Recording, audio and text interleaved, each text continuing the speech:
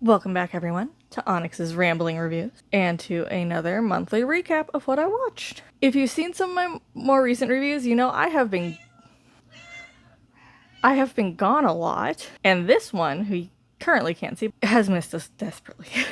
So unfortunately, I didn't get through a ton of movies in July, and also I'm guessing August is probably also gonna have the same issue. We're just traveling a lot right now, unfortunately. September, I am gonna hit the movies, whether it be ones off my shelf or just seeing things in theaters. But right now we're going to talk about what I did watch in July of this year. We'll start with the beginning of July, work our way down. Most of these are honest. Some of them are first time watches, but I watch them at home. And a couple of them are just rewatches because things kind of got shifted around down here. So I'm not sure what audio quality is sounding like. But let's get into what I watched in July, shall we? This is a mess. What I watched in July. Let's start with, I also have a pile of some of the ones that I've watched, so that helps. Edge of Tomorrow with Tom Cruise and Emily Blunt. I've heard of this movie, and the premise intrigued me, and I'm like, I've been enjoying Tom Cruise. Also, we have one of the promos for Digger was just clips of a bunch of different Tom Cruise movies. I'm like, I should maybe watch a few more because he's been in some good shit. Really liked it. I did give it 3.5. Like, the concept was really interesting of the time loop. I really enjoyed that. What do we say about it? Let's see if... Oh, I didn't actually write anything on this one. But I did enjoy it. I thought Tom Cruise was great. I love Emily Blunt. She's fabulous. Next... Okay, if I'm gonna do some of these I might actually recommend that you guys watch. I'm gonna say, do not watch this movie. Do not watch Firenado. It sounds cool. Also, I did rewatch this, and I regret it. It's not a great movie. You barely see the Firenado. That thing moves so slow. Did I actually write a review for this? Okay, I wrote a review. I'm gonna read this one for you guys. Look, I like bad movies, but this one is actually bad. The acting is worse than a community theater show. No offense to community theater shows. They're trying their hardest to actually put on a good show. This is just bad, honestly. The accents are all over the place. Are they in England? Are they in Scotland? There's Americans, there's British, there's Irish, there might be Scottish. I don't know where this movie's taking place. For all I know, it's in Iceland. I really don't know where this movie's taking place, and that's also the confusing thing. Yeah, that's my next line. I have no idea where this movie is supposed to take place, despite it obviously being England. But is it? I don't know. It might be somewhere else entirely. The CG on the Firenado is truly awful. There's actually a few scenes where you see the CG glitch in this movie. It is horrendous. There are times in bad movies where you see the CG glitch, but it works for the movie. This one, it doesn't, because it's not trying to be a funny bad movie. It's trying to be serious, and that's where it loses itself. I've seen better graphics in YouTube videos. True. Not my own, because I don't know how to do that. Maybe one day I'll learn. Who knows? I don't know. And the tornado itself doesn't even feel like a threat. These people stand within 300, 400 meters, maybe even closer. There's a time when they're probably like 100 meters, if that, away from a gas station that explodes. These people should be eviscerated from that explosion, or at least hit with some kind of shrapnel. They're not. Maybe closer and nothing. You don't even see like their hair moving in the wind. This is a huge tornado, and there is hardly any wind effects. It's horrible. The editing and lighting and audio, trash. Do not waste your time on this one. I hate this movie. Because it also, at one point, kind of wants to be a mafia thing, I think. I don't know. It's awful. Please, no. Please do not watch it. Save yourself the trauma. And this is coming from someone who likes Sharknado movies, who likes legitimately bad movies. And the next one, I would also put under the bad movie category that I watched this month. Rise of the Zombies. This one is Asylum. Was Firenado Asylum? No, Firenado was Uncorked. Asylum understands how to make a bad movie on a low budget, but at least be somewhat entertaining with it. You know what's funny about this, though? You got Danny Trejo here on the cover. Slight spoilers. He's barely in this movie. I think that was the biggest name they had, so they put him on the cover. It's a fine zombie movie, all things considered. Like, it's not anything like Day of the Dead, Dawn of the Dead, or Evil Dead Rise, Evil Dead, any of that. I've seen some good zombie movies. This is fine. It could be worse, it could be better, but it doesn't offend me. Next up, I watched the newest Jackass movie. Jackass Best and Last. I think I did watch the first Jackass movie in June. This one was better. The first one I gave 2.5 stars. I did only give this one 3. but it was better. This one, it felt like it had more of a storyline, I guess. It's still essentially just a clip show, but I like how it was kind of them looking back at things that they never aired, or we got some expanded scenes from certain clips that we'd saw in other movies. And then it's also just them having one last hurrah. I like that. It's still not for me. It definitely has a lot of just gross humor. And one of my friends put it very succinctly. She's like, it's funny when they're not trying to be gross. That's when they're the funniest. And I agree. One of my favorite clips from the first movie was the golf course scene with the air horn, which is just like, yeah, that's just, you're not hurting anybody, technically. You're just annoying people. And that's my favorite kind of pranks. When you're gonna prank somebody, confuse. Don't abuse. That's the best way to do it.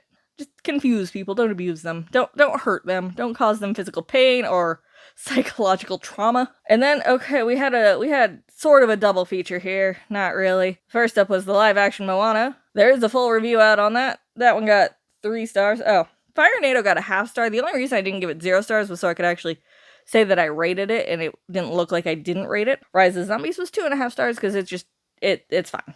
And Jackass was 3. Moana, live action, 3 stars. Look, for that one, just please go watch that review. That's where you're gonna get most of it.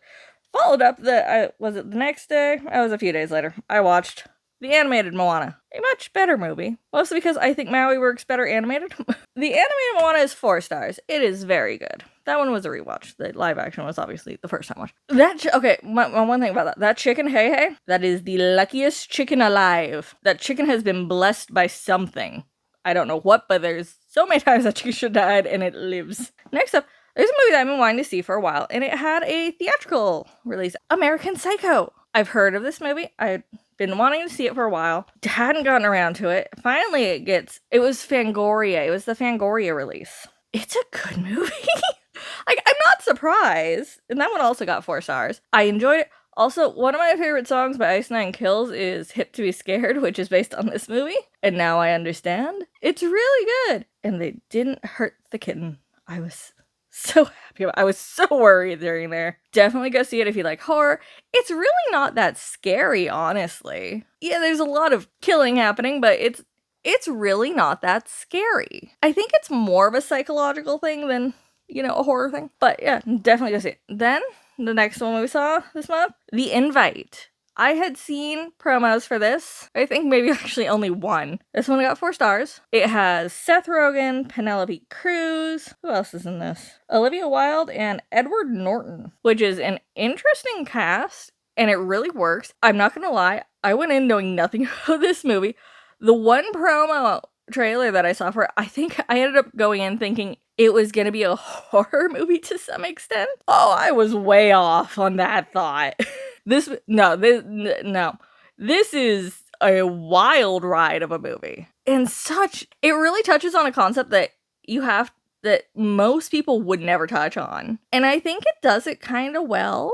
I enjoyed it. Just be warned, the subject matter is odd. It's not bad. It's definitely not bad. I would say go see it. And then we have the big boy. The big one that I saw this month. Actually, there was 2 big ones, but the first one, The Odyssey. I saw this one twice this month. The first time was so I could just experience seeing this in 70mm IMAX. I flew down to Texas to watch this movie in 70mm IMAX. Worth it. So worth it. When I watched it again, it wasn't in the right aspect ratio, unfortunately. It did not fill the whole screen, which I know it's supposed to, even at least when I rewatch it, that theater is supposed to be able to hold that aspect ratio. It just didn't. So that was disappointing. I was able to do my notes and say, oh, I love this movie. Please go watch that review. So good. So good. Definitely the front runner for Best Picture, I think. Easily. And then next up, I watched Hadestown the musical. I've heard about this musical for ages and how it is phenomenal.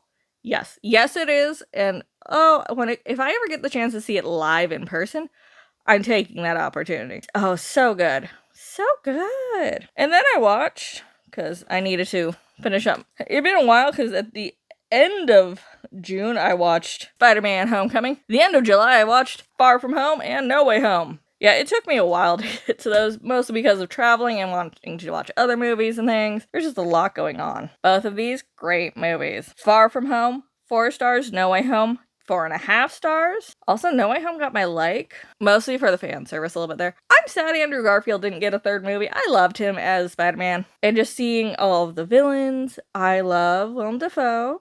Just in general, so seeing him come back as Goblin was fun. And seeing Doc Ock come back, the Spider-Man 2 is, I want to say it's the best Spider-Man movie, but then I watched Brand New Day, and it's possible Spider-Man 2 got dethroned as the best Spider-Man movie. If not, they're tied. Brand New Day was the last movie that I watched in July. Was a fabulous piece of cinema.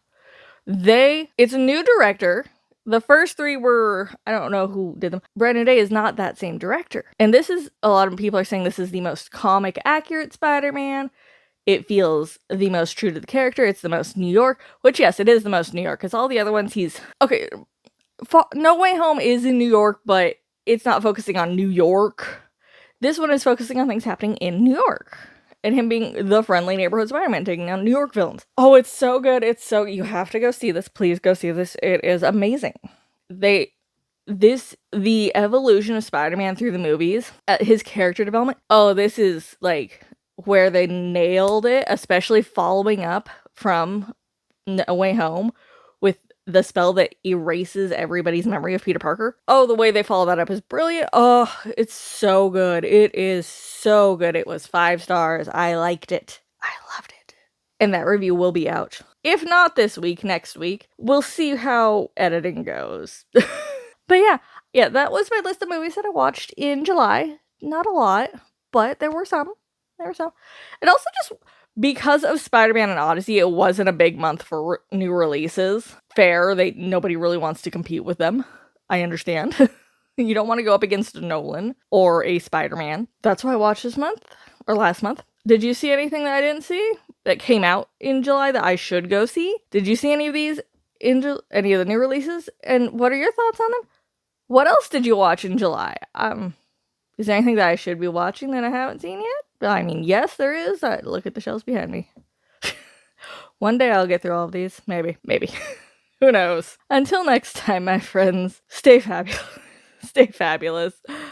Please like, comment, and subscribe, and I'll see you in the next video. Bye!